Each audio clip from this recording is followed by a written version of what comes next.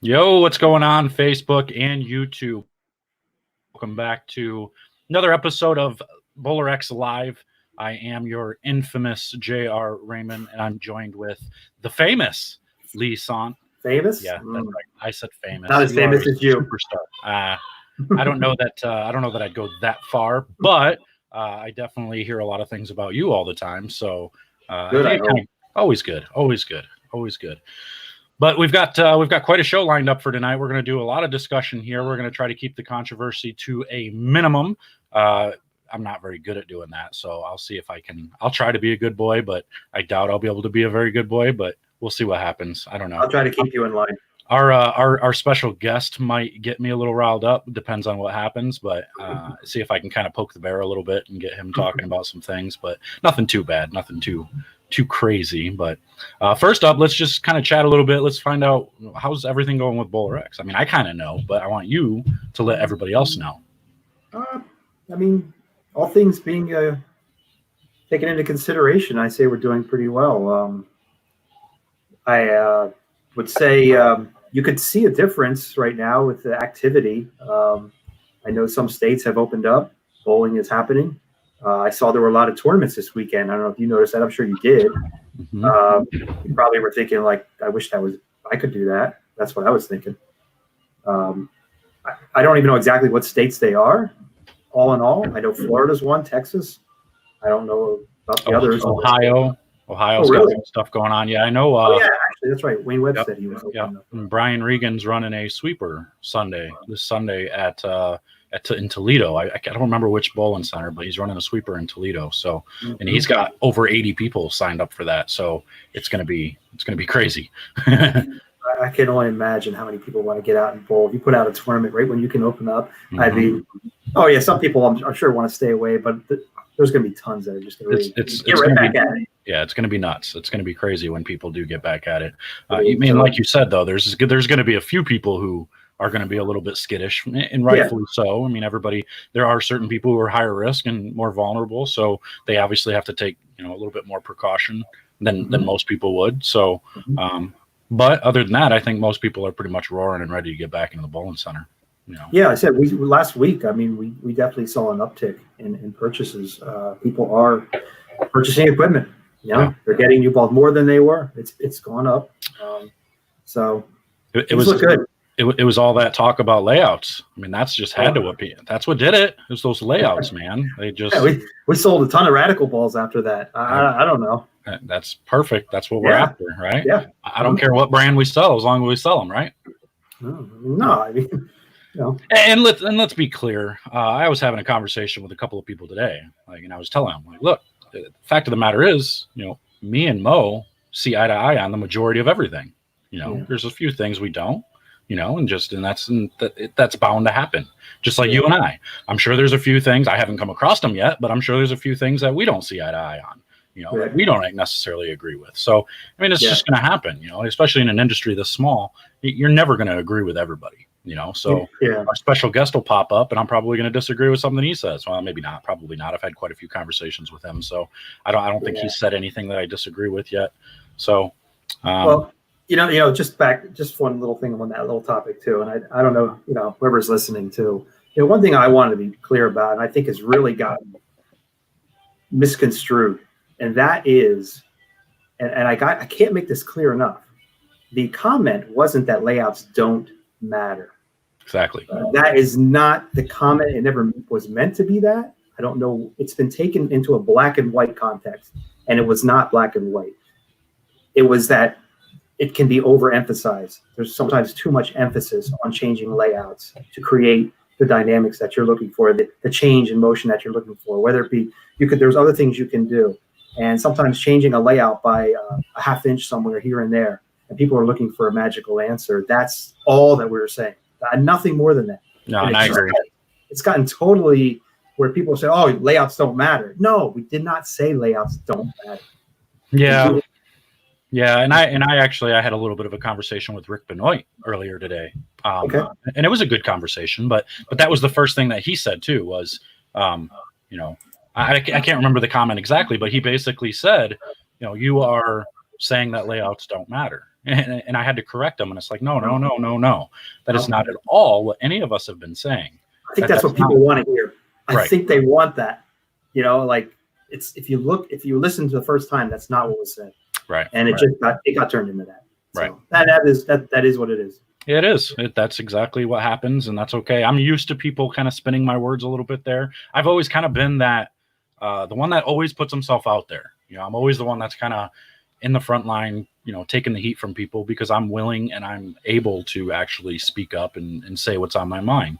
And sometimes I take a beating for it, and sometimes I get praised for it. It's you win some, you lose some. Sometimes it's good, sometimes it's bad. But either way, no matter what, at the end of the day, we always get talking. And what are we talking about? It's always about bowling, So except for now, right now, it's kind of coronavirus. So I don't want to talk about that. No. I'm kind of over it. I'm basically, I did all my talking on that over the last 2 months, and everything that's coming out now has basically proved most of my theories. So I'm okay with it. I'm good with it. So I'm not okay with people dying, but I'm okay with the fact that it's not as bad as what people were saying it was going to be. I'm glad for that. So that way we don't see, the death and everything going on there, and we can get back to normal a little bit quicker than what they maybe originally said. So, but yeah, that is me. I am exactly right. Rizzler says, JR, the outlier Raymond. That's pretty spot on right there. I will always push the buttons. I will always kind of be that guy to question things, no matter what it is. I'm always going to ask the questions, and I'm going to try to get down to the honest opinions and the honest actual truth about things. And that's I feel that's really important. I think, that's something we'll ask our special guest about too, is with, just the entirety of being politically correct.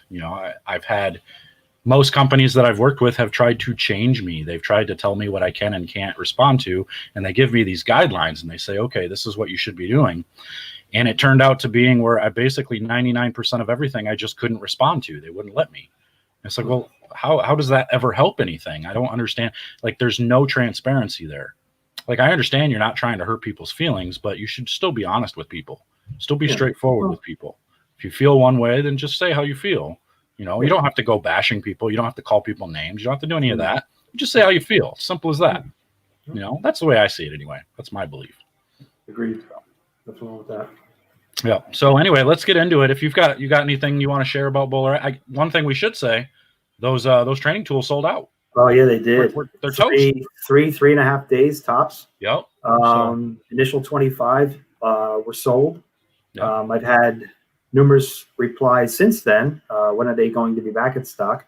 And I think it's safe to say we're going to do a second batch after the initial 25 go out. And I would say maybe another 25, 30 or so. And we're just going to kind of play it, see how it goes after that. One thing we are working on, maybe I shouldn't mention this, is doing some customization too. If some people want to have their own Pro Shop logos added to the item rather than having the BowlerX logo on there. It's something that we're working on. And I think there would be an interest in that, because a lot of pro shops are interested in having this when they don't have access to the lanes, or shops that don't have lanes where they are standalone shops. So I'm probably going to be offering that as well. Yeah, I mean, I didn't run it by you, but I think kind of where I was looking at going with this was possibly doing like 5 a week, re-upping the actual quantity of 5 per week. And then that way we're producing 5 a week, because these are handmade. They are done from scratch by hand. So putting everything together, getting everything, properly, formed and coded, and it takes a little bit of time. And that's why we did pre-orders the original time, is to make sure we had a little bit of time to know exactly. I wasn't expecting to sell 25 in 3 days. I thought we were going to spread that out a little bit further. Right. Now we're scrambling to put them together and get them shipped, but I did get everything I needed to get them all started and get ready to go. So I would say within 2 weeks, they should ship out. I would have no problem saying that with confidence, that they'll ship out within the next 2 weeks. So those listening who did order one, that's kind of your time frame right now. You may get it sooner, you may get it later. I mean, I just can't guarantee anything, but I'm going to try my hardest to get them done as quick as possible. And then once those are done, we'll figure out what we're going to do for the next batch, the next 5 or next 10, or however we're going to do it, and just keep plugging along for those that want them. So All right. Well, without further ado, let's bring in our guest and let's get rolling there. We're going to bring in a man who really doesn't need an introduction. He's been around the industry for quite some time. He is one of the smartest guys that I know, and not just in bowling as in the pro shop world, because he's always been in the pro shop industry and all that, but he was one of the guys that was designing bowling balls, designing cores, putting everything together, figuring out things. Now he's doing a lot with surfaces, ball motion, different types of things there. So let's bring in our guest, Ron Hickland. There he is. What's going on, guys? What's up, man? How you doing? Good, man. Good. How's everything in your world where you're at?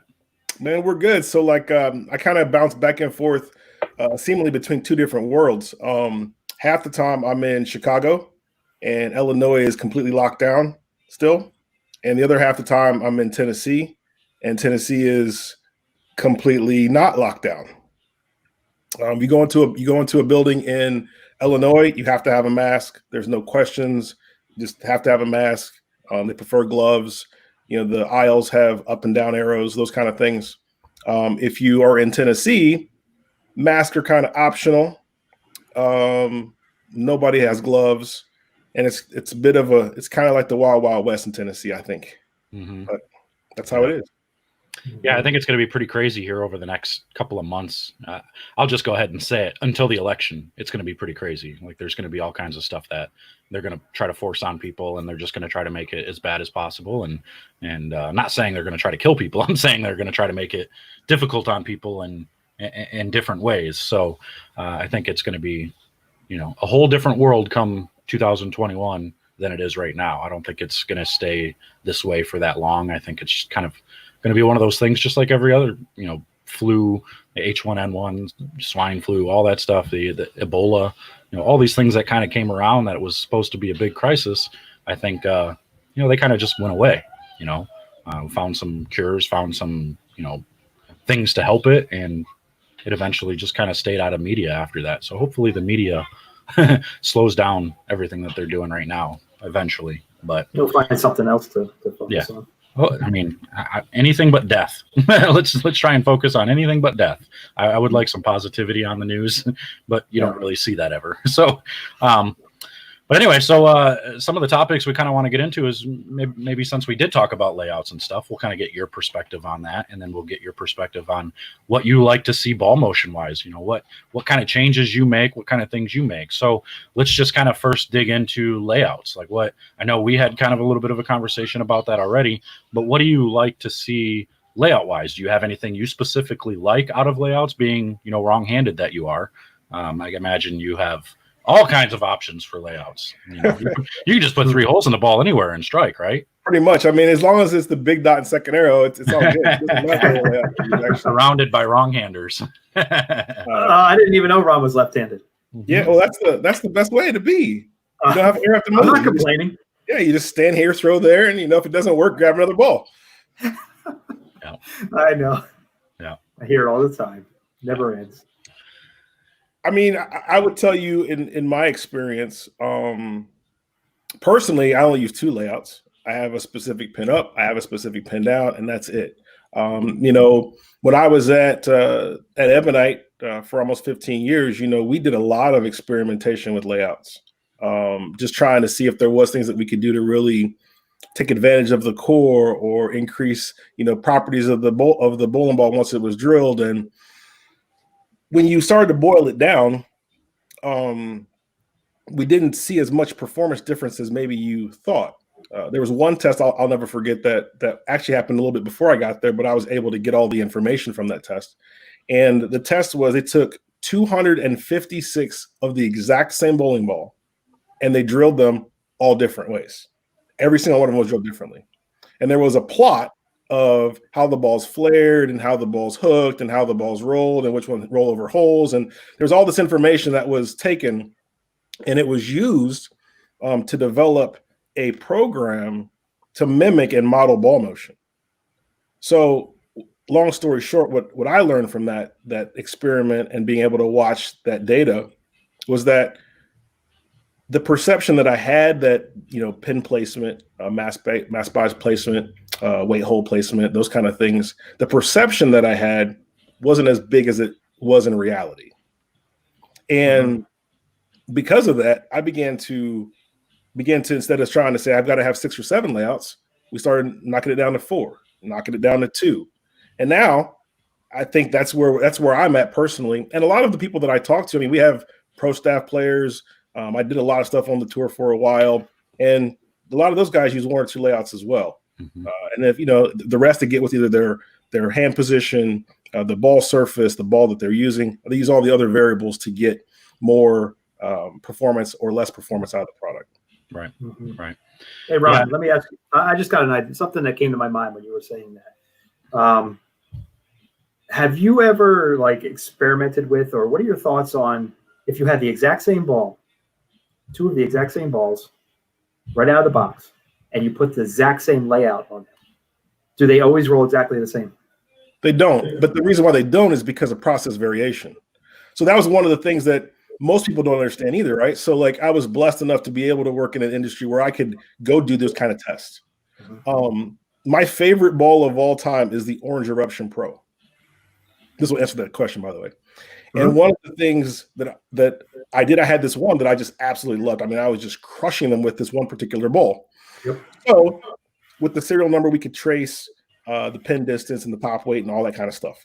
So I said, okay, I'm going to find as many balls in the warehouse that are the exact same pin distance, that are the exact same top weight, and I'm going to drill them. So at the time, we had maybe 8,000 or 9,000 balls in the warehouse. And when it was all said and done, there were 6 that fit this criteria.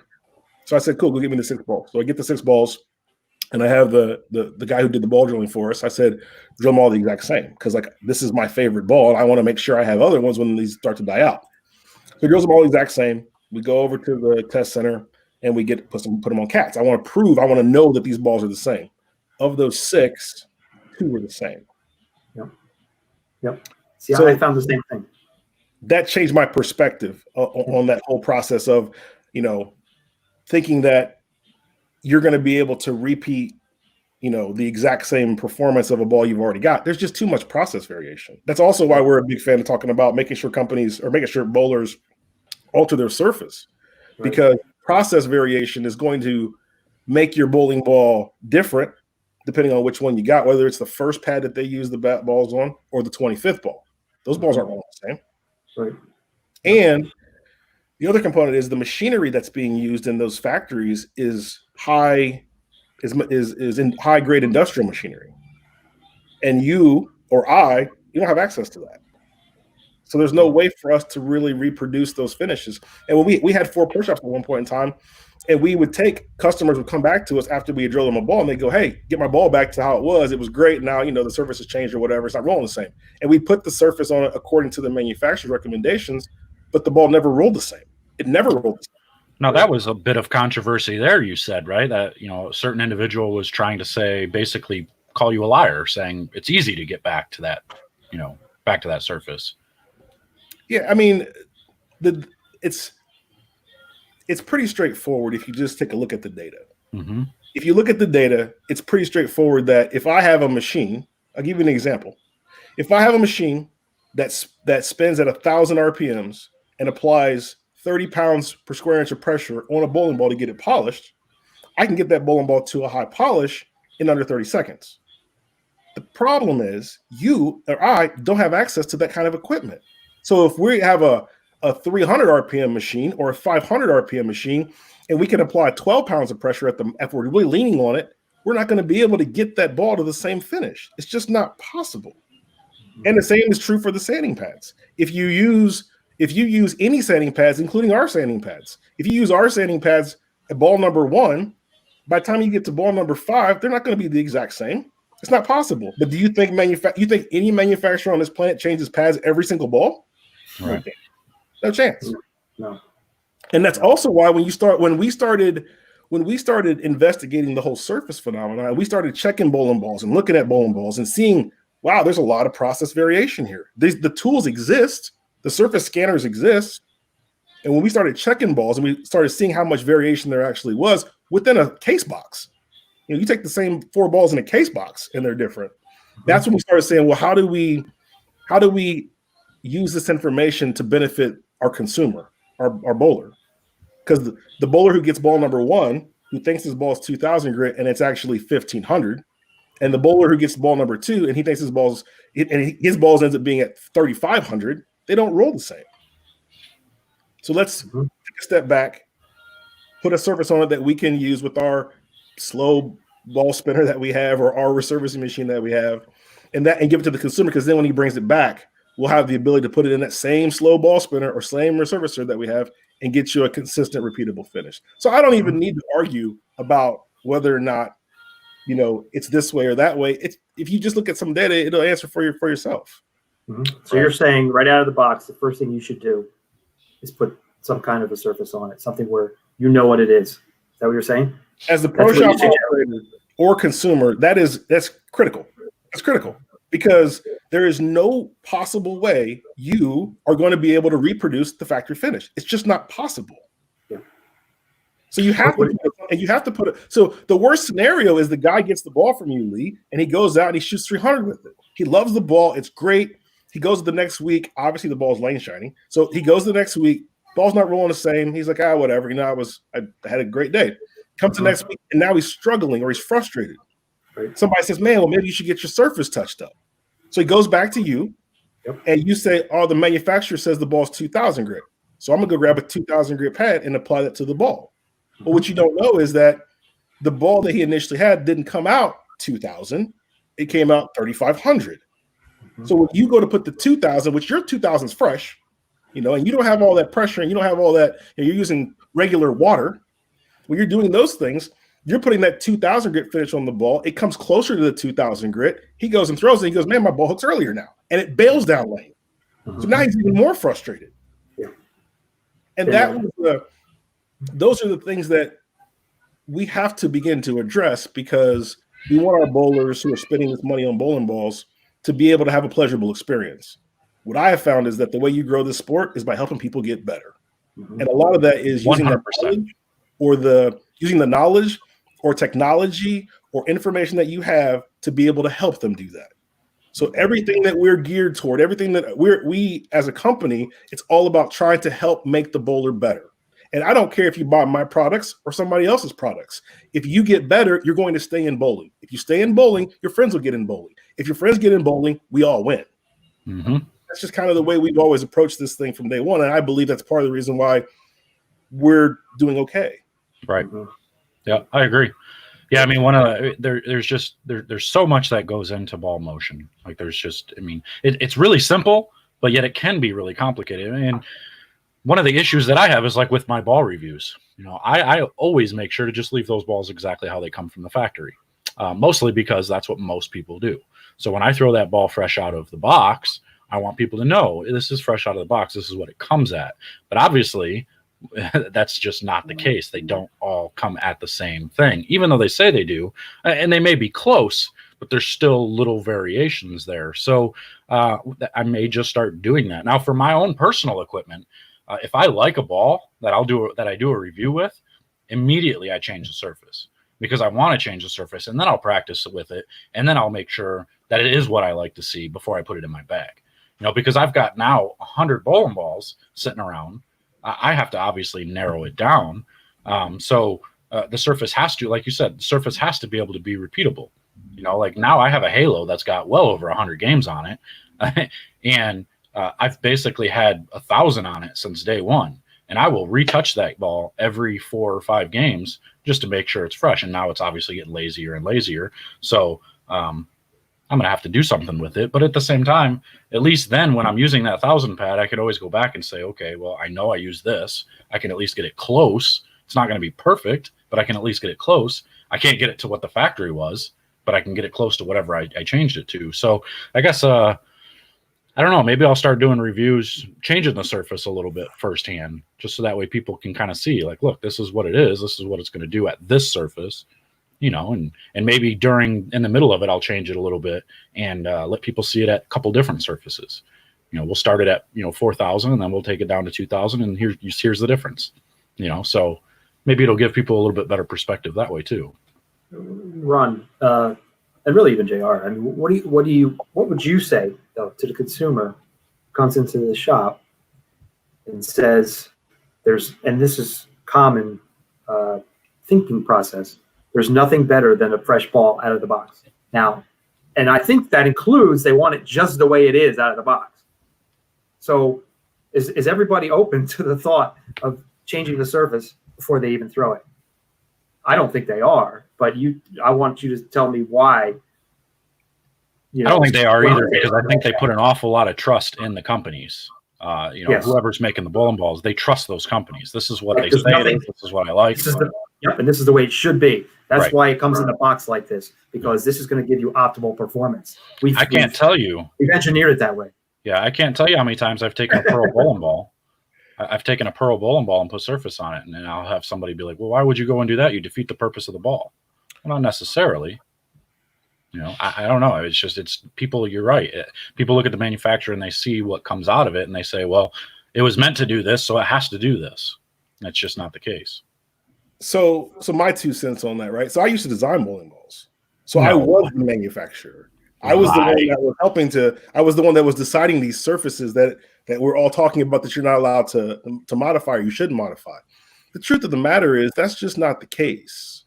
A ball may be tested at different surfaces, and maybe a surface is selected for the ball to fit into the niche that the company is trying to fit it in. But that only applies if you have all the balls from the company. So think about that for 2 seconds. When you look at ball launches in general, this is why I love doing this stuff, because if you just start thinking about it from common sense standpoint, all of a sudden light bulb goes off. So when you think about it, when ball companies launch product, in general, they'll do a solid, they'll do a pearl, they'll do a hybrid. Typically, the solid ball's dull. Typically, the pearl ball's polished. So you say, wow, well, why would you do that? Well, if you have a sanded ball and a polished ball, they're going to perform differently, right? A lot more different than if those balls were both the same surface. So it is advantageous for the company to put them out at different surfaces. But here's where that's advantageous. If you're a staffer and you have all the balls, then that makes perfect sense. But most people don't do that. You don't have every single ball from whatever company you want to pick from. And if that's the case, maybe the surface or maybe the ball that you got is the wrong surface. So you should change it. Now, to answer your question directly, Lee, what I would tell you is this. If Mr. Consumer, if I give you this ball and you like how it performs, I, as a pro shop operator, have no way to get it back. It's just not possible. You, JR, since you have access to lots of balls, you should do that. You should do a video where you go, here's the ball. We're going to throw it out of the box. Then we're going to go change the surface to what supposedly the box is. We're going to throw it again. Then we're going to change the surface again, and we're going to see if we can get it back. We actually did that. We went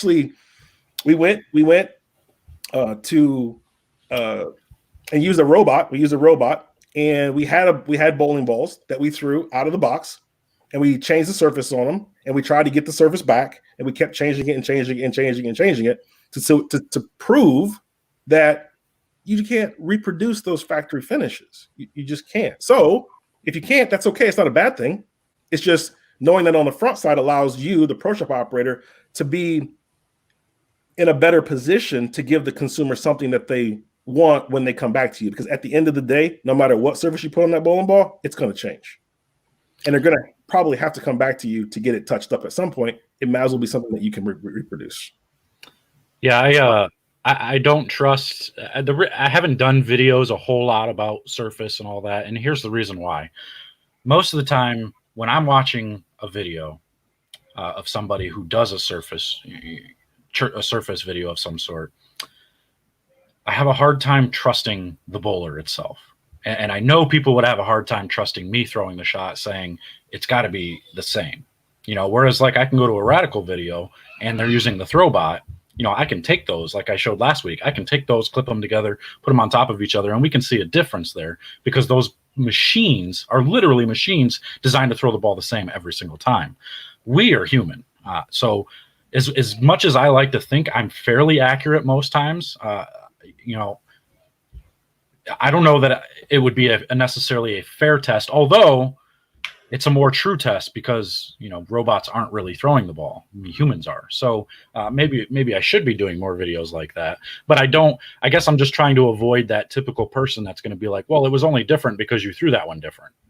You know what I'm saying? So I I'm trying to avoid that as much as possible. Unless maybe, I don't know. Maybe when I get this training center opened up with Specto, I can kind of eliminate that because I can show the Specto data with it. So Lee, get on that. At the same time, I mean, at the end of the day, I gotta go. I mean, at the end of the day, this is what I'll tell you. First off, if you do it on a flat pattern, you'll see it. There won't be a question. Yeah, you'll see it.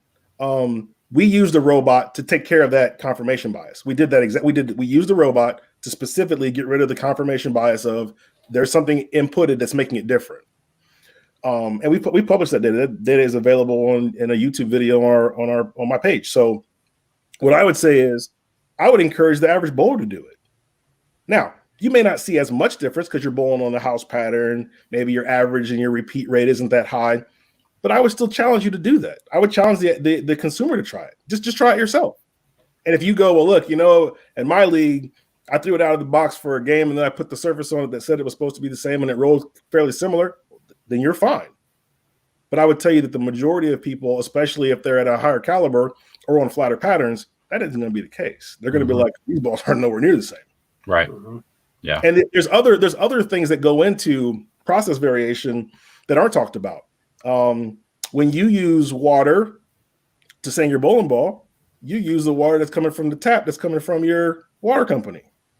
Well, what you probably didn't know is that's not what everybody uses. Manufacturers use treated water. Why? Because they gotta control bacteria and viruses, and they gotta make sure that they can reuse that water over and over again, and yada yada yada. There's a lot of process stuff that goes into it. You think that doesn't have an impact on the bowling ball?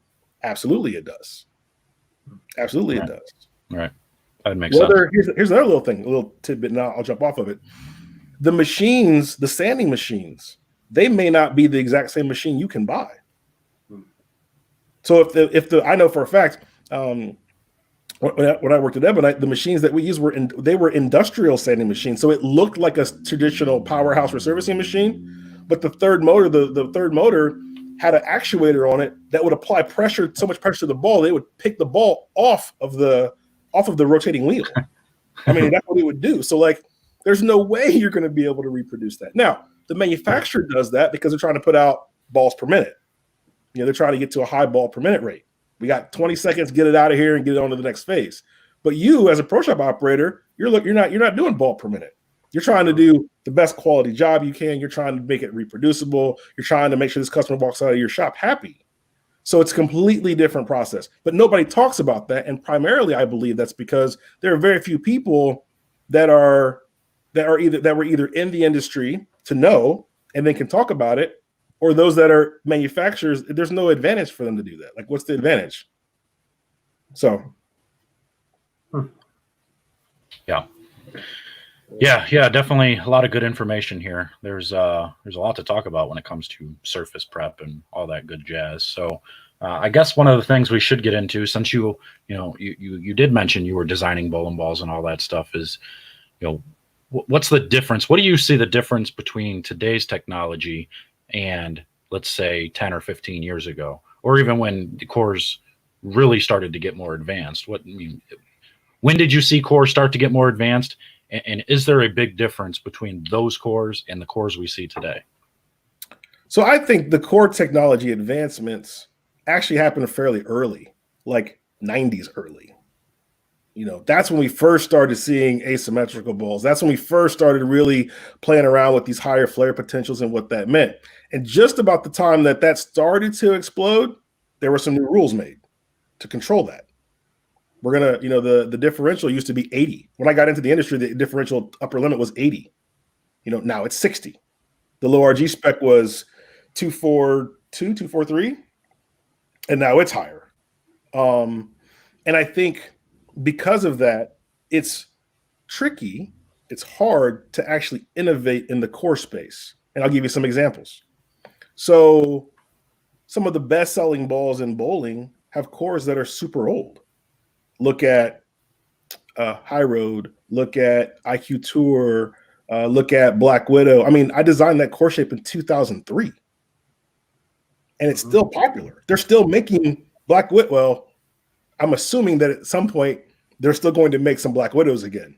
Right. So my only point to that is I don't think you've seen a lot of actual core innovations from a performance side of things, because the numbers kind of dictate that, and the numbers have been more and more controlled. Now, there have been some manufacturing innovations, right? I think Brunswick with the dot technology, which is basically drilling the ball upside down. That's a manufacturing innovation. Mm-hmm. It carries weight because of that. I think they have the outer core. What's it called? Dynamic core. Mm-hmm. Dynamic core. A manufacturing innovation. But from an actual like core development standpoint, I don't think you see a whole lot of those, because I don't believe that. I think the rules that are in place are good at controlling that. Now, those same rules are not good at controlling cover stocks, but from a core standpoint, the rules that are in place are really good at kind of controlling that. And when I was designing bowling balls, there was a core shape that I designed when I first got there. The very, very first core shape that I designed when I got there, and when I left, it was still being used. And when the company unfortunately was sold, it was still being used.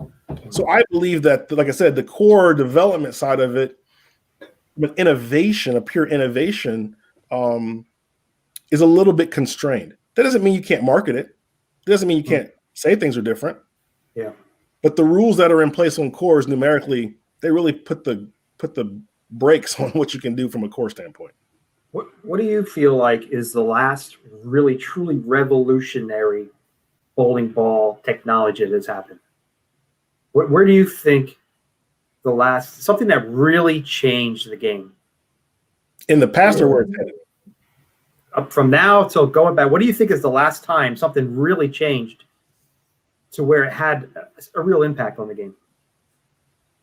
Yikes. I mean, the thing that immediately came to my mind was reactive, because I believe that the innovation has to come from the cover. If you really want to have an innovation, you really want to change the game, you really want to change the dynamic of how people interact, it's got to come from the cover, because the majority of performance comes from the cover. Mm-hmm. Yep. So if you ask me that, it would be reactive. I would say there were some other attempts past that just didn't work. Particle balls, they did that. People did that. Companies gravitated toward that, but then they went away because the advantage wasn't there. The performance advantage wasn't there. EPX with the epoxy ball. There was an epoxy ball that I remember at a trade show. This ball that they had made up, it was a test ball, and they had thrown a reactive ball first, and the reactive ball went 60 feet. The ball never hooked. Like, it went straight to the 10 pin. He grabs the EPX. It wasn't an EPX. It was a epoxy ball, and the ball hooked off the wall. Yeah. So, and obviously neither of those came out, or that ball didn't come out. But I think there were some attempts that were tried from a cover stock standpoint, and then they didn't pan out. I think also that the governing body is trying to rein that in too, right? We have now an oil absorption spec that's going to come into play soon. We have some other things that are going to come into play that are more cover stock related. So I believe that there are the beginnings of trying to rein that in as well. Mm-hmm. Yeah. With that answer, being said, the last revolutionary thing you feel is being reactive, which I would agree 100%. I think a lot of people would. Since then, between that time and now, what do you feel like really the changes or what has been happening in technology really brings to a person's game? What is it really? I'm not sure how to word it. I'm looking for, but what kind of impact are we having on the changes we're making with today's equipment, with today's technology? Or are we not really making that much of an impact? Is it really come down to fresh surfaces, fresh covers? So, I think from a performance side of things, I think if you were to look at the bowling ball performances that exist right now, they're not dramatically different than they were a decade ago. Mm-hmm. And it's obvious, because you can go grab some of these old balls, or some of the old balls are still being manufactured, and they hook just as much. Yeah. I do believe that. What's that? I was going to say, don't tell manufacturers that, because they'll argue with you up and down. And you know what? To their credit, as being a former manufacturer, that's your job, is to market to the consumer what you're seeing and what they want you to see. I get that. I completely get that. Yeah. But I think that a lot of times where the rubber meets the road is in the cover stock. Mhm. And you are seeing some companies, what I would say are doing some cover stocks that are actually going more toward urethane now, right? Mhm. A lot more of that happening now. Yes. And there are some marketing spins that are able to be said about these cover stocks that are advantageous for the company to say. And I believe that you are seeing some performance change. But when you really look at that from a total performance side of it, those balls look less, not more. Mhm. Mhm. Right. Yeah. Well, what's one? So let's just answer this question real quick. He says, "What's the most successful ball that you've designed?" Would it be the Black Widow? Yeah, I mean that's the most popular one. Right. Right. Yeah. So here's another one for you. How do you like two-piece balls? So I think two-piece balls are great. I will tell you there's a caveat with two-piece, and this is why you don't see a whole lot of them. The main caveat with two-piece is you are inertially constrained when you do that. And what I mean by that is when you design a core shape that is just the core and the cover, and it's 16 pounds. When you want to go from 16 to 15, the only way to take the weight out is to make the core lighter.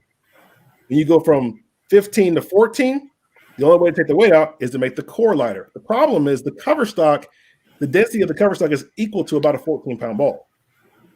So that's why a lot of times when you look at ball numbers that are these two-piece balls that you're talking about, those numbers go all over the place because they don't have a real good way to control that RG and that differential.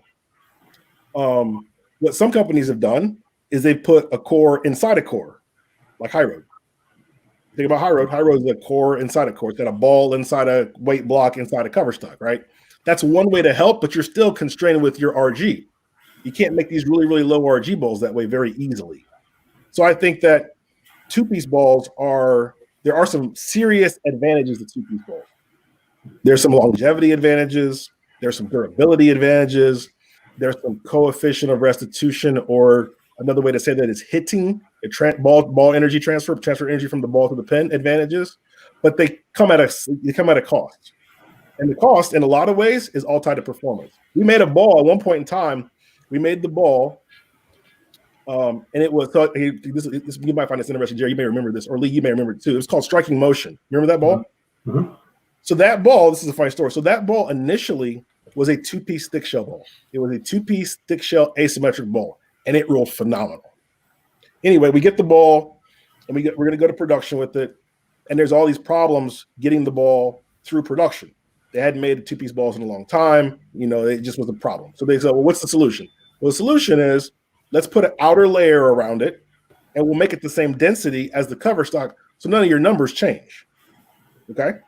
So now we technically have two of the same ball. One of them's thick shell, one of them's thin shell, but both of them have the same core.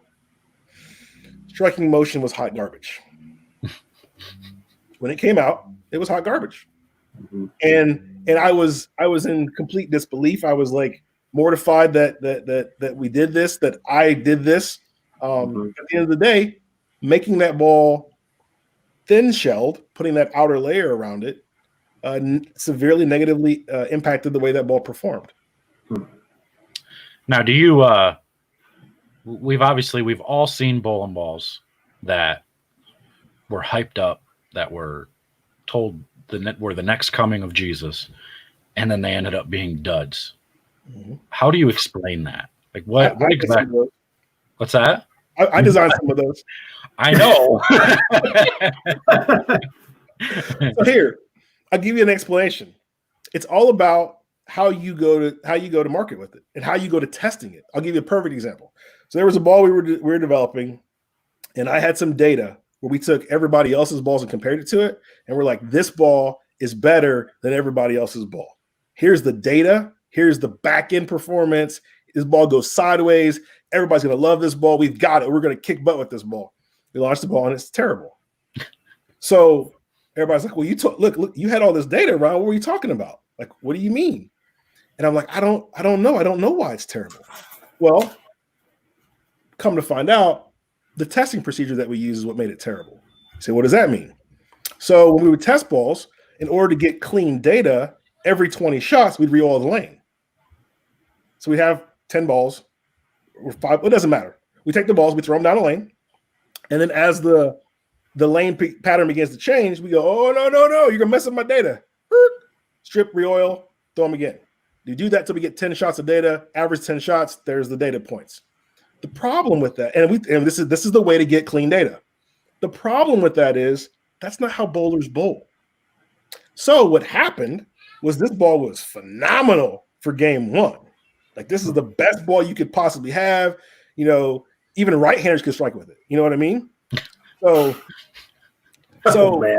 But Wow. the problem is, as soon as you got some transition on the lane, it began to become very, very early because you don't have that free skid in the front anymore. And you don't have that great back end on the back anymore. Ball becomes early. And now when you, as a bowler, you begin to move left, right? You always, JR, you always chase it left. Well, now you chase it left with the early hooking ball. What happens? The ball pukes and bails. So the ball was garbage. So at the end of the day, we were being confused by our own testing process. And that's why that's an example of that I can share with you, that where we had a ball that we thought was really great and it was garbage. At the end of the day, I would tell you that the majority of balls, in my opinion, that come out, no manufacturer knows if they're going to be great or not. If they knew, then they would only put out great balls. Mm-hmm. Mm-hmm. Yeah. And I always wondered, is it a combination of the cover and the core that can make all the difference? If you were to take a certain cover and mix it with a certain core that didn't work out once and then just change the cover to something else, would it match up a little bit better? Is it colors? Is there different things? That's one of the big things that people talk about there are the pigments, the colors. Mm-hmm. The lighter the color, the earlier we see ball roll. The darker the color, generally they're a little bit cleaner and smoother. So why? I mean, what is it about that? What do you think happens there? Is there truth to that? So it's kind of a multi-part question, but to answer part of it, the color issue, there is a component of performance to color, and the reason is simple. The color is an additive to the cover stock. Some of those additives are particles. Some of those additives are liquids. Some of those additives are combinations of the two. So they impact the cover. So there is a performance aspect to color, first off. In addition to that, what I would tell you is that when you are developing lots and lots of products, right, which all the manufacturers are, they have to keep putting them out, multiple times a year. So you don't get to put the same amount of focus on all the balls. And what I can tell you from personal experience is when we put a lot of focus on bowling balls, we could have a better understanding if they were going to be home runs. When we did Red Mission, we knew it was going to be a home run. But we made 47 different colors, literally 47 different colors of that bowling ball. Mm-hmm. And I would tell you, in my opinion, JR, that at the end of the day, the qualities that bowlers look for that make a ball a good ball is a ball that you like, Lee likes, and I like. That's what's going to be a well-received ball. Mm-hmm. How do you quantify that? That's the challenge. Manufacturers have a very, very tough challenge. How do you quantify that? Now, there are balls that do it. There are core cover combinations that give you a lot more leadway. I believe that some of the cores and some of the covers are better when they are matched up specifically. But in some cases, it almost doesn't matter what core you put in there or what cover you put in it. As long as it's generally close, it'll be well received by the general public. Mm-hmm. And I believe that's really a big key to that. It's not as straightforward as people would think. And at the end of the day, manufacturers have a real tough time to figure out that. And that's why I believe they make so many balls. Because it's like, well, if we put out enough, something's going to hit.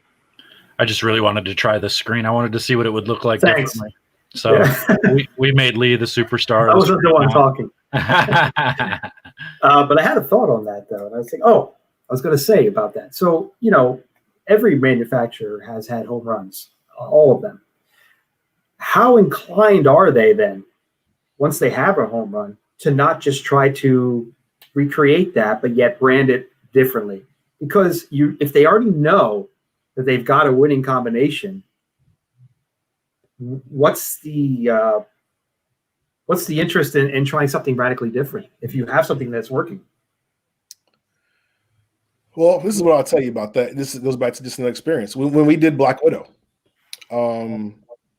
Black Widow was a home run, the original Black Widow, and we knew it was a home run. Still sells. And it was a very tough sell to push back Black Widow Pearl, which was the second one, which, in my opinion, looked a whole lot better, but wasn't nearly as good. Right. And I would tell you that as a manufacturer, it's a tricky situation because you know that the color matters. So you can't make it the same color as the last ball, right? You can use the same core, but the consumer is not going to buy into the fact of, hey, this is the exact same ball we just gave you 2 months ago, so why don't you go ahead and use it again? Now you are, and you have seen manufacturers do that later. They'll do a remake, right? Yes. The ball came out in 2007. It was great. We're going to re-release it in 2019.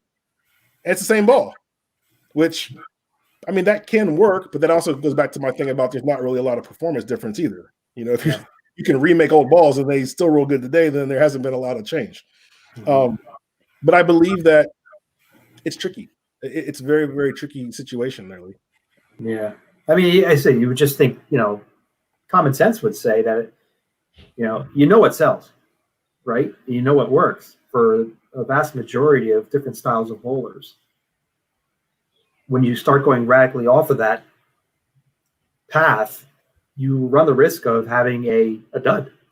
And who wants, is there any value in having duds? Is there something I don't know about? I get it. You got to keep, the brands need to keep on making bowling balls. I mean, they got to keep pushing them out. But is there what's the benefit of having a dud? I don't think any manufacturer wants to have a dud. I just think that sometimes, no, I don't either. Especially when you try to push the envelope. I can think of a couple of balls right off the top of my head where a manufacturer tried to push the envelope and it backfired.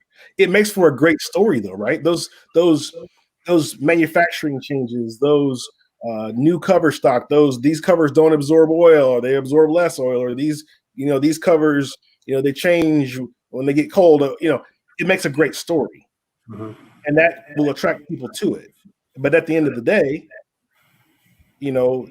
the performance is going to end up being the true teller if that ball is going to be around forever or not.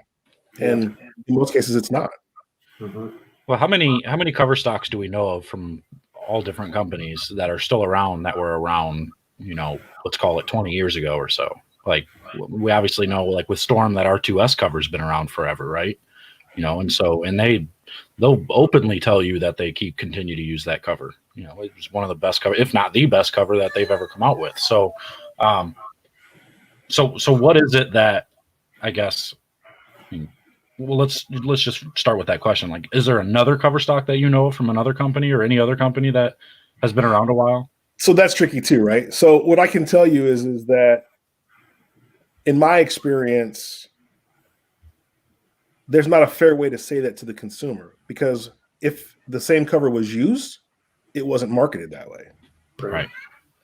My personal experience, I know that there were situations where it was called X, but it was really Y. And then next time it was called Z, but it was really Y. And then it was called XXYZ, but it was still really Y. So I don't really know. I believe that Storm, in my opinion, that they've said this is what we're using, and if it's working, keep using it. Right. And I think that they've had some success doing that. But yeah, that's tricky because you don't really know if what the marketing says justifies what's actually there. But I can tell you there were a few cover stocks when I used to work there that were routinely used to kind of get you out of trouble. Yeah.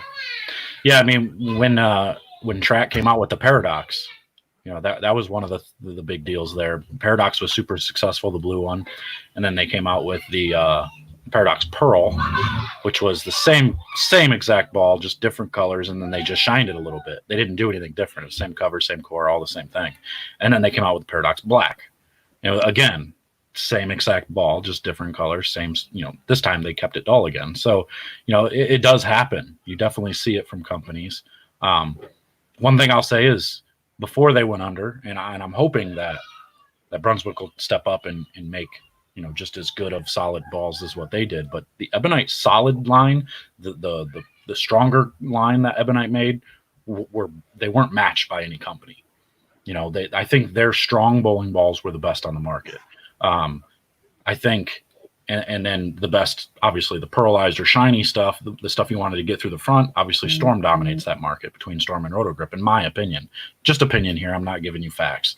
And then you have, Brunswick that they're like an in-between. So I've always tried to tell people, like, every company kind of has their own type of niche, I guess you would say, just their own type of, this is what you kind of, you're going to get out of this company. And you just kind of need to look at it that way, I think, and I think I've seen most of my success as a free agent when I'm able to say, okay, I know I need something earlier. I have a good choice going either, Brunswick or EBI, because I know for me personally, the Storm stuff where they made the strong stuff was just not very good for me.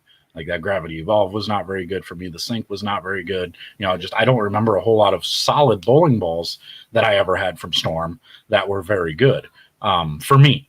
They were good for other people, just not for me. So I knew for me personally, I matched up better with solid bowling balls from either Brunswick or from Ebonite, so in that situation. Would you agree with that? That there's definitely different, niches?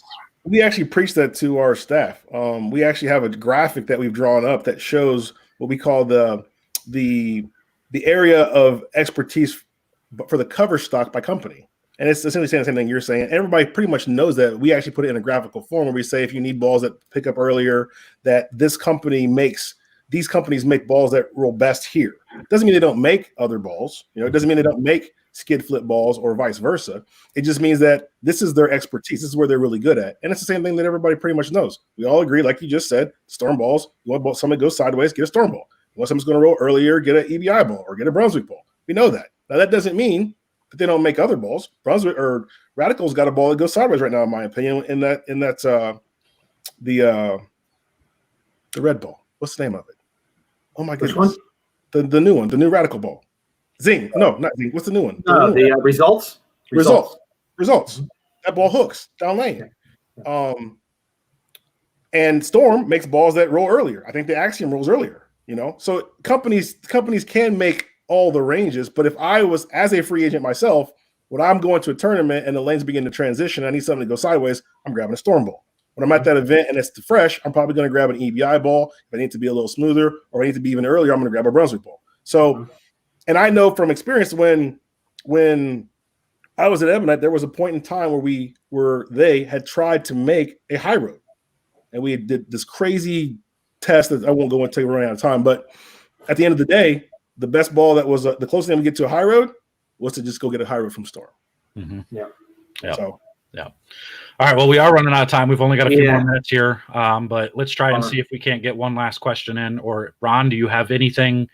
What kind of new stuff do you got? I know CTD is always coming out with new stuff, new innovations.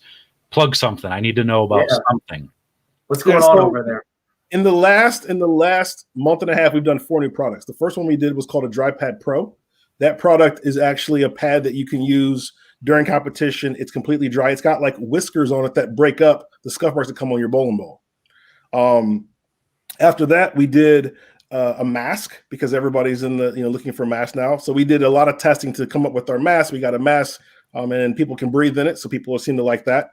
We did a product for sanding pads called True Cut Conditioner, and what it is it's a spray that you spray on the pad, and that will make your pad last longer. But people are like, why would you want to do that? Why would you want to increase the lifespan of your sanding pads? That sounds like it was going to hurt you.